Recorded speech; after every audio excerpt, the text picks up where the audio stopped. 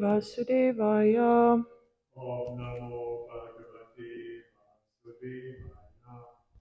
Om Namo Bhagavate Vasudevaya. Om Namo Bhagavate Vasudevaya. Okay. Today we are reading from Canto 8, Chapter 7, verse 23 and 24. But I decided to read a little bit more because there's a lot of verses coming that have no purport and also have very, very short purports. So we will be reading until verse 28, but we'll do 24 together. Is es da, Deutsch? Ja. Okay.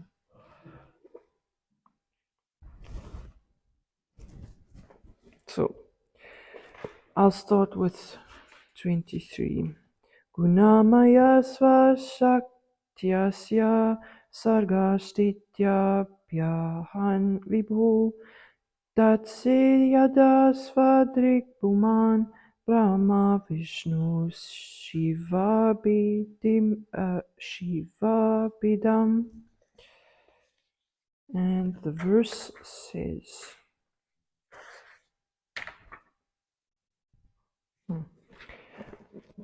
O Lord, you are self-effulgent and supreme. You create this material world by your personal energy, and you assume the names Brahma, Vishnu, and Maheshvara when you act in creation, maintenance, and annihilation. Purport.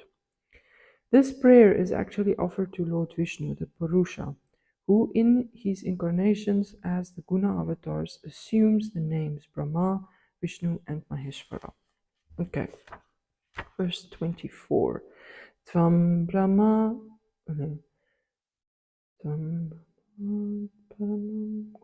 Okay. Tvam Brahma Paramam Goyam Sat Asat Bhava Bhavanam Nana Saktibir Abatas Tvam Atma Jagat Ishvaraha. You are the cause of all causes, the self-effulgent, inconceivable, impersonal Brahman, which is originally Parabrahman. You manifest various potencies in this cosmic manifestation. Purport. This prayer is offered to the impersonal Brahman, which consists of the effulgent rays of Parabrahman. Parabrahman is the Supreme Personality of Godhead. Param Brahma Param Dhamma Pavitram Paramam Bhavan. When Lord Shiva is worshipped as Parabrahman, the worship is meant for Lord Vishnu. 25. Tvam Shabda Yunir.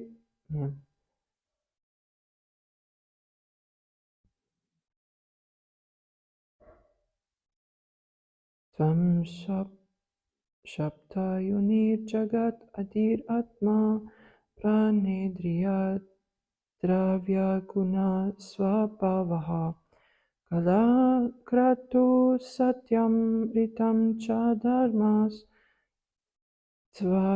Tvayaksharam Yatrivrit Mananti. O Lord, you are the original source of Vedic literature. You are the original cause of material creation, the life force, the senses, the five elements, the three modes, and the Mahatattva. You are eternal time, determination, and the two religious systems called truth, Satya, and truthfulness, Rita. You are the shelter of the syllable Om, which consists of three letters, A, U, and M. 26. Agnir Mukam Te Kilab Devatatma Kshitim Vidur Lokab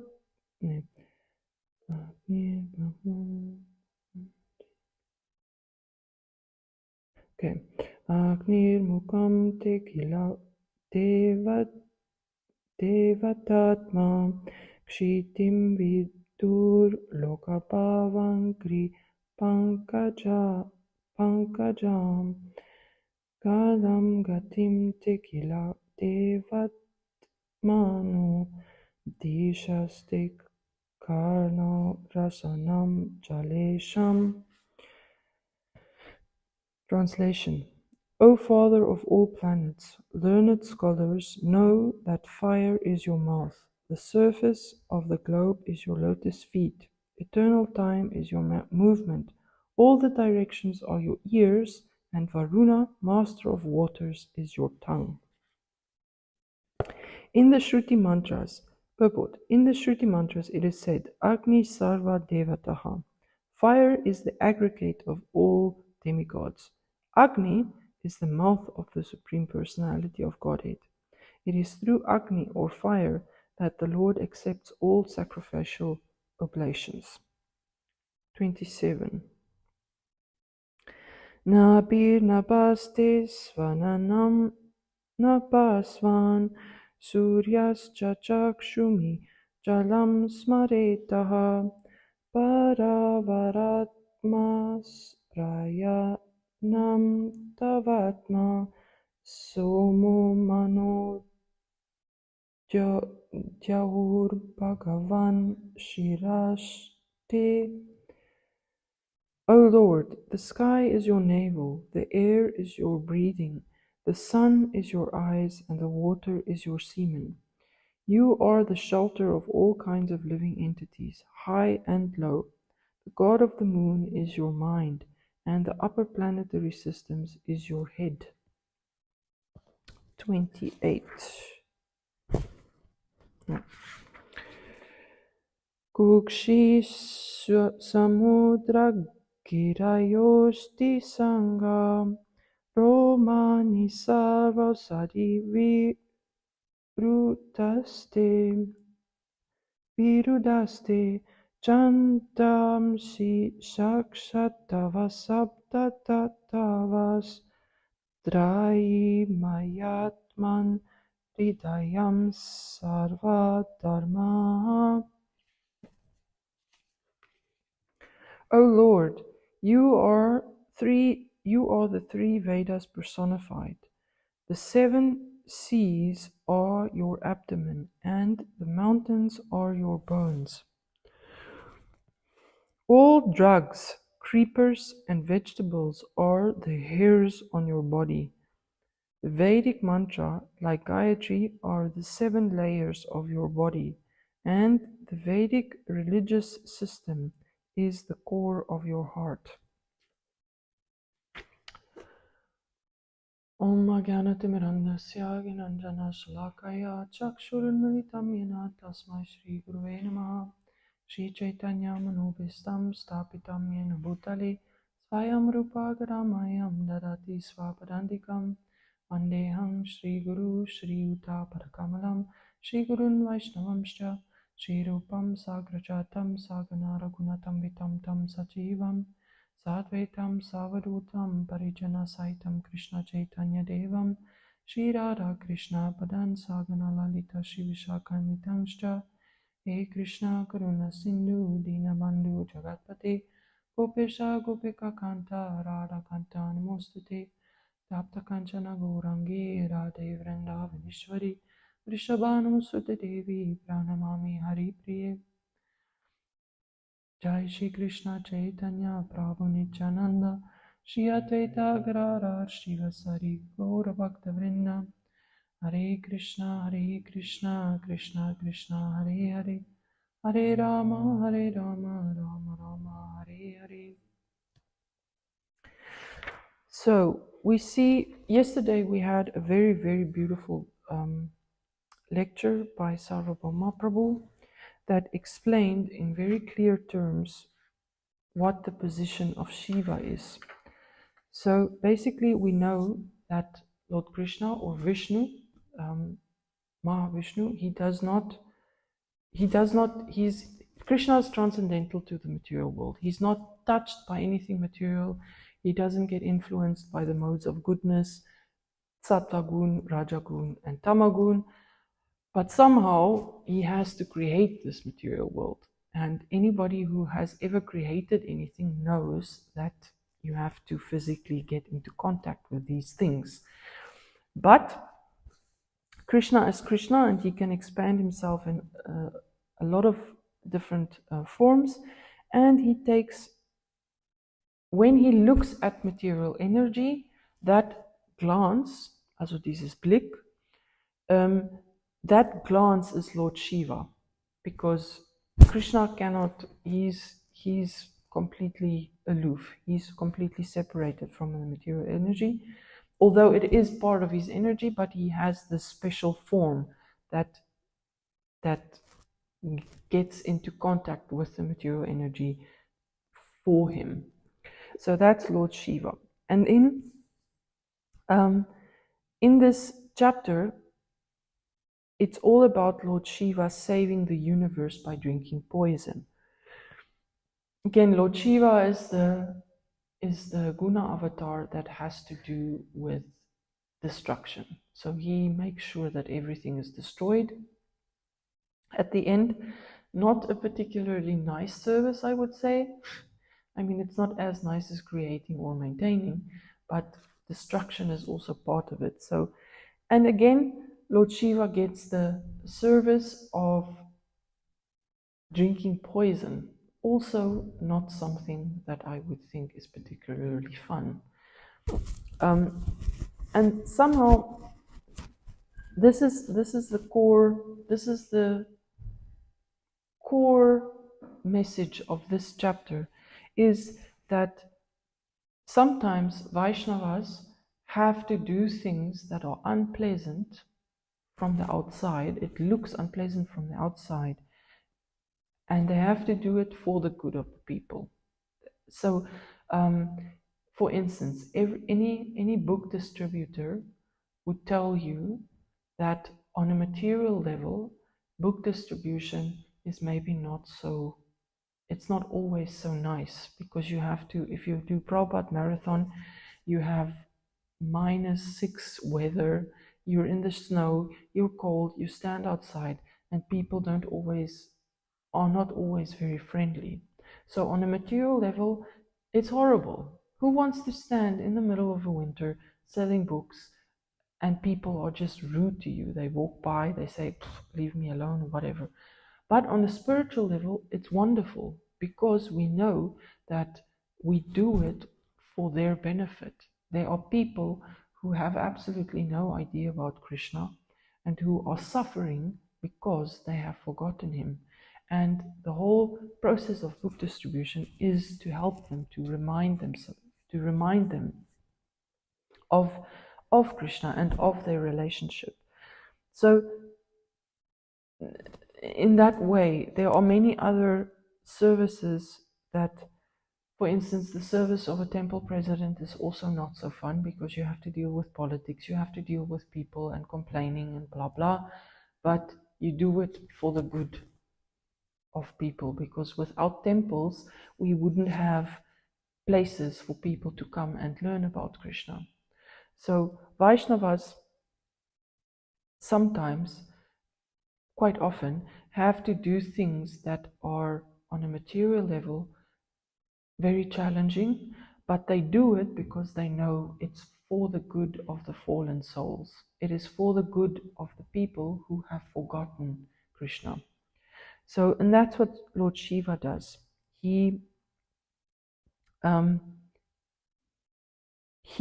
drinks the poison, because if he doesn't drink the poison, everybody dies. And he wants to save them. And at the end, the nectar comes. So, yeah. And then we have all these prayers, and as we see that the demigods pray, they are praying to Lord Shiva, but they are also they are also praying to Lord Vishnu. And what's beautiful about this part of the Bhagavatam is that, again, we have all these references where Krishna says, or where the demigods say what Krishna is, what Lord Vishnu is, what the Supreme Lord is. And for instance, he is the father of all the planets, he is eternal time, your movements are the directions, and your ears, and Varuna, the master of water, is your tongue.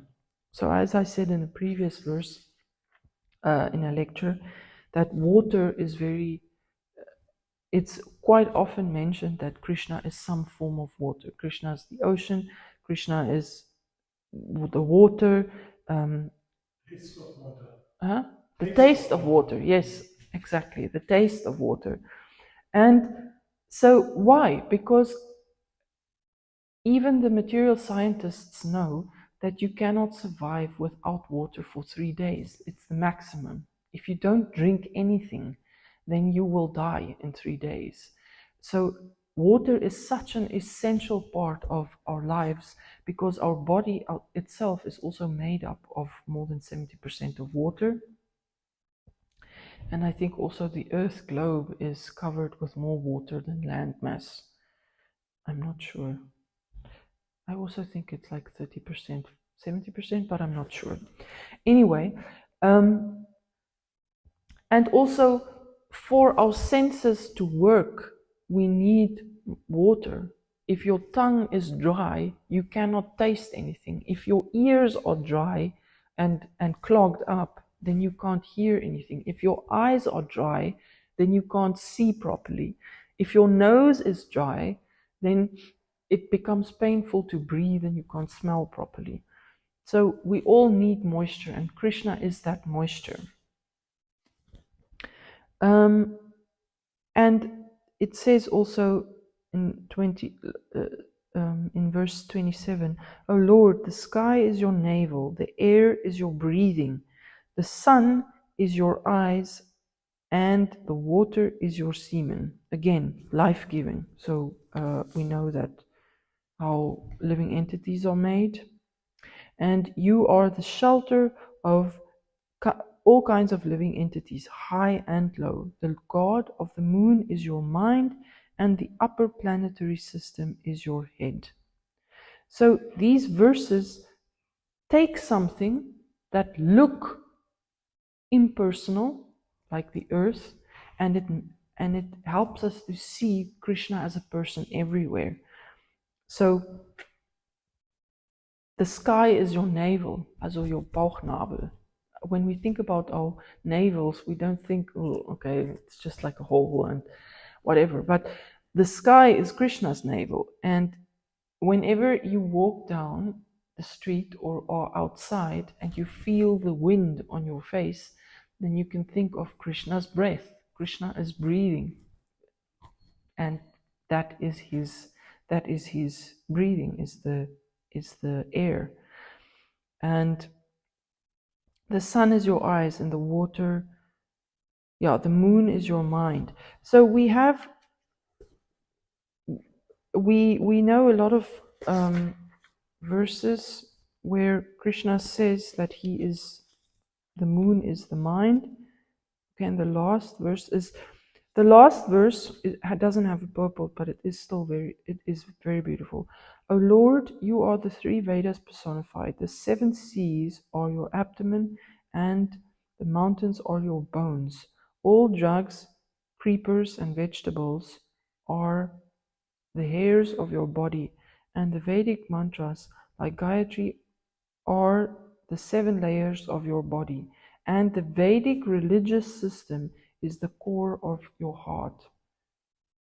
So the core of your heart is that which is the most important to us, and Krishna also says that the Vedas is his heart. So if we follow what we read in the Bhagavatam, then we know very definitely that we are in contact with Krishna's heart.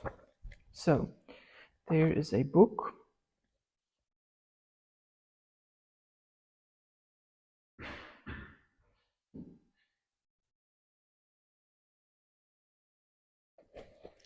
I want to see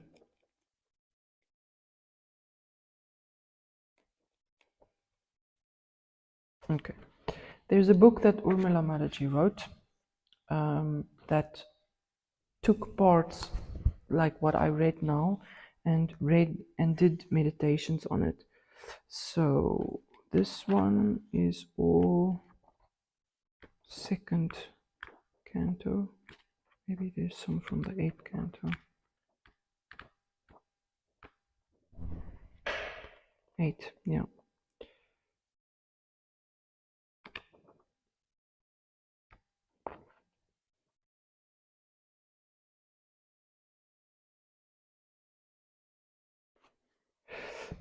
I don't really find something now. Yeah, there's another chapter in the 8th canto, chapter 20, that also has a lot of description of what Krishna is. But for instance, if we take the elements, there was something about air. Let's just take that one.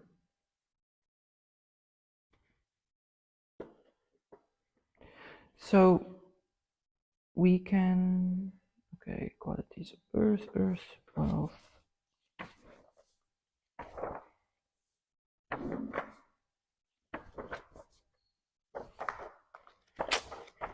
Sorry, I have to find it in the 24.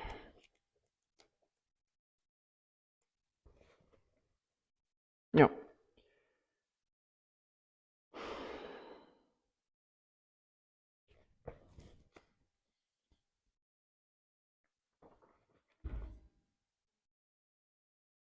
Krishna and air is everywhere. I'm just going to read this short meditation. So, in your experience, air is everywhere, as is Krishna. And just as air carries other substances without mixing with them, Krishna stays aloof and unaffected, even though he is in the heart of every living being and within every atom. Air is also neutral, carrying heavenly fragrances from the flower gardens and putrid smells from rubbish heaps.